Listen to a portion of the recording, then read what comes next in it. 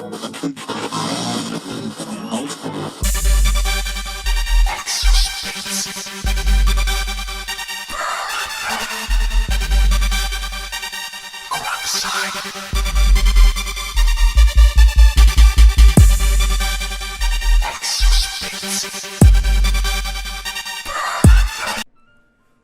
going on, everybody? It's your boy Nomad here, and today I have a Paragon card tutorial for you. Now what I'm going to do is break down on how to read the deck and how to apply it to the character that you like. And I'm going to show you a breakdown that I do for Feng Mao, because I am a Feng Mao player. So when you start the game, excuse me, we go to profile, and first of all, you can't make a deck unless you're level 5. So for now, if you're under level 5, you can only create a deck. Okay, so we go to decks here, right? Under profile decks, as you can see, I have a Gideon Maolation, which is a Feng Mao deck that I currently use. We got Grux, Murdoch, that's a Murdoch deck, Rampage deck, and a Steel deck. So we're gonna create a new deck for now, and we're gonna make a deck for Feng Mao. Now I've been hopping to from like Paragon streams and streams that I've been checking out, and one of the things I do see a lot of people get confused about the card system, or get frustrated, or just don't know how to read the card system. So that's where I come in at, because I was like you. I looked at the card system like, I ain't messing with that, man. But then I took the time out and I really broke it down. I looked at it, and I really love the card system right now. It's probably one of my favorite things to do in this game, as far as like what kind of build can I try, or how is this build gonna work, or whatever, right? Alright, so right now, as you can see, we're on all cards, right? And you can name your deck right here, by the way. So we're just gonna change that out. We're gonna just name this Feng Mao Toot for tutorial, of course, right? Alright, so now you have a filter where you can filter from physical damage, energy damage, from all different types, right? They even have it broken down to where you can actually go by early game point cards, mid game, and late game cards. Now I don't think I have a 10 point card yet. I don't think I have one. Hopefully I'll get one soon, right? So you can filter it by that way, but the way I build a deck is just a little bit easier, right? So we got 3 sections: Prime Helix, equipment cards, and the upgrade cards, right? So what your Prime Helix does is, on the map there's a boss that you have to kill, and you get a orb. You have to take that orb to a certain location, and you'll get this buff called OP buff. Now the OP buff activates your Prime Helix card. So what I do is I look at Prime, I click on Prime, and then you have the Archmages, Magus, I don't know, whatever, the Archmages, which is an energy damage card for casters that do energy damage. Then you have the Centaurian, that's for both types, either physical or energy. All it does is add 1000 max health, more for like tanks and stuff like that. Or you don't even have to use it for a tank, you can use it on a character that doesn't have a lot of health. Then you have your physical damage card. So what I do, since I'm making a Feng Mao deck, I'm already have a bunch of damage in my character already. So I'm gonna go with the Centaurian, just because I want the extra health, just in case, you know, we're making a final push, and I want like massive amount of stamina so I can stay in and hopefully wipe the entire squad out.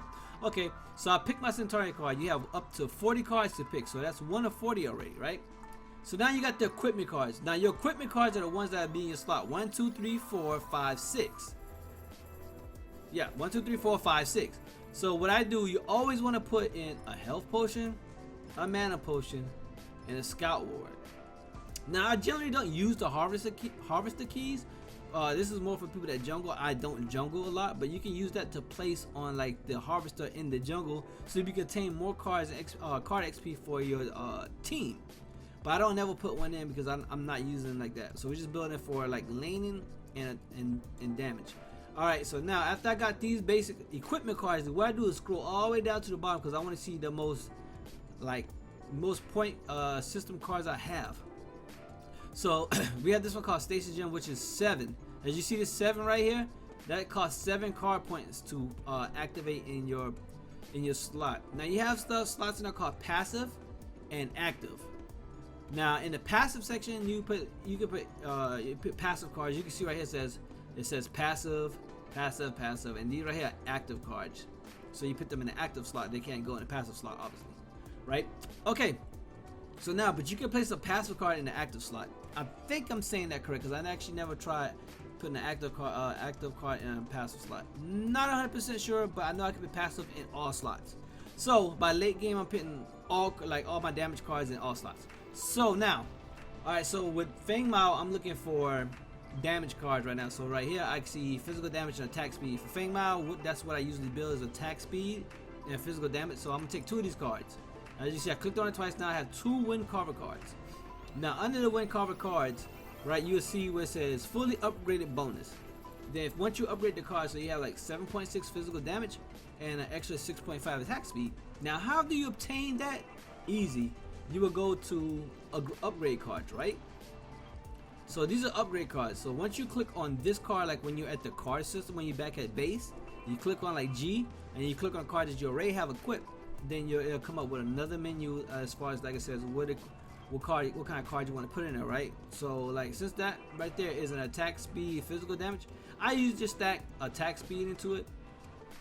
So I just go look for my major strike, which is a physical damage card, and I usually just go I usually put 6 in there because if I'm gonna play 2 of those cards, 3 in each slot right there, and I'm getting a fully upgraded bonus, as you can see there, right? So I'll put 3 of those in there. But now we're gonna backtrack for a minute. We're gonna finish building this deck out for Feng Mao, okay? So I scroll all the way down, like I said, and I work my way up to the least cards, right? Alright. So I got the Wind Carver, and I want physical damage attack speed, so late game I might win. That's energy cards, so I don't want that. Alright, so I move on. Now, right here, I might take this right here just in case we have a team full of physical characters and I'm getting wrecked by physical damage. And this right here is energy armor, which I can use that as well. So I put 2 of those in there because for the fact that I might need those just depending on how the matchup goes, right? So also now, as you can see, there's a physical and a crit chance. If I want to do a physical and crit chance, I could do that. So what I do is I put 2 of those in there. I only have 1 of those. Do I have 2? Yeah. So I have 2 in there. So I have 2 of these in here, right? Now we have this, which is a physical damage, mana regen, and max health. I wouldn't put that on Feng Mao because I don't need the mana or the max health right now. I'm looking for pure damage, which just gives you for pure damage. But the fully upgraded bonus is an extra max health, which I don't need right now. So then this right here, we don't need that one. The Magus key, I don't use. Like I said, I don't use any like the harvested keys and stuff like that. I don't, because I don't play that role. All right, so this right here is 3 card slot, right? You can see the number 3 right here. It does physical damage and a unique passive is aura bonus. Now, do I want to use that? I normally don't put this one in. I don't use it, so I wouldn't use it. I will put a fountain spike in. Usually put 2 of those in. What else we got here?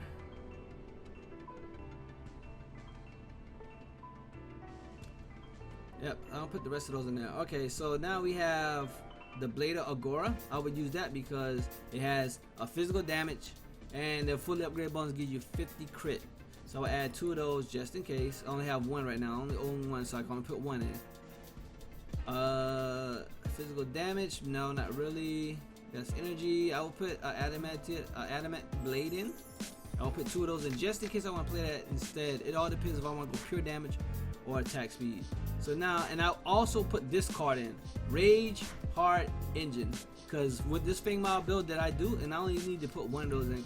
I only put 1 because I only have 1, so I'll put 1 of those in because it gives me physical penetration with a 2.5 cooldown reduction, and if I upgrade it fully, I get an extra 2.5 cooldown reduction. Alright, so those are all the equipment cards I ran through already, okay? So now I got the equipment cards. Those are the ones that you'll lay out first before you can use the upgrade cards. So now what I do is click on upgrade card, right? And I scroll all the way down to the bottom. So I have this nice little crit chance one right here I want to add because I do have a card that has crit chance, and that would be this one right here. I can put it in the Blade of Agora. You can put it in any card, but I try to match them up with the one that has crit damage and stuff like that. That's 50 damage. So right here, like this one right here, Spirit Rift Hunter. I will put it in Spirit Rift Hunter. Okay. Then this right here is attack speed, since I am building with attack speed as well. Which part is this one? The Wind Carver blade with attack speed, so I usually just grab one of these. I only got 1, I think, at the moment, because I just got that one last night. Mana regen, I'm not worried about too much. Perfect mana, I'm not worrying about too much. Celestial health, that depends. I will put that in just because I have the temper blade, not temper blade, the temper blade, yeah. This right here is the physical armor, so I would add it to the tempered plate. And I said blade, haha, shame on me. Also, do we have major wounds? Since I already had this zealous wound, I'm gonna add this major wound for the crit. I only have one of those, so I can only add one of those at the moment. So then I have major strike, which I already have 6 of those in there already from showing you earlier. Shock, no, because energy penetration. Now physical penetration, I would add because I have the rage heart engine. So I think I only have 2 of these at the moment. Yep, I only have 2, so I will put that in there, right? And then I will use like a minor or something like that. Now attack speed, I want to update attack speed, so I only have 1 of those at the moment. Like, I'm just really getting my deck started, so don't feel bad if you don't have all these cards, because you probably won't. It's gonna take a while, and you will be grinding to get them. All right, that's more energy. So like I said, I already got great health, so I might add 2 more so I can just fill out that tempered plate to give it the physical armor bonus. Or I could go physical armor, but I usually just use health. It all depends. So drain life steal, I'm not worrying about too much because I'm not hitting as fast. Divine man is a health regen. So you got wound here. Add that to the list. I mean, I have 3 wound. How many crit I already had? 3 wound. That's a crit. Major pierce, penetration, connect, attack speed. So 3, 4. I have 1 more. 5, 3, 4, 5. Maybe I add 1 more. Okay, so now I got 6 of those. So if I do 2 of them, I can fully max them out with that card. So now we got strike. I would add like physical damage strike, obviously. And I would probably just fill that up. So boom, now we have 40 cards. So what you want to do is save. So we would save right there. So now that's saved, so you won't lose it. Now, like I said, your equipment cards come first. Matter of fact, we'll just go into a CPU match, and I will show you how it goes. Okay. I hope y'all really enjoying this. This is my first time actually doing some type of tutorial thing like that. All right, so right here you have the main base, right? Okay.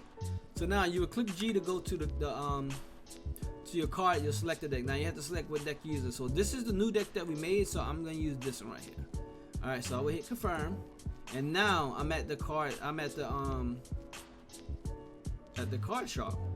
So you got your active, like I was telling you about. So what you would do is you want to put, this one right here, probably like your 1, your 2, and your 3 for your lanes, right? So now I have to go out and fight and get more card points. So then what I would do is when I come back and I have like 3 cards, so I would use this right here first, the Wind Carver Blade. So let me see if I can undo this real quick. So I'm gonna undo this.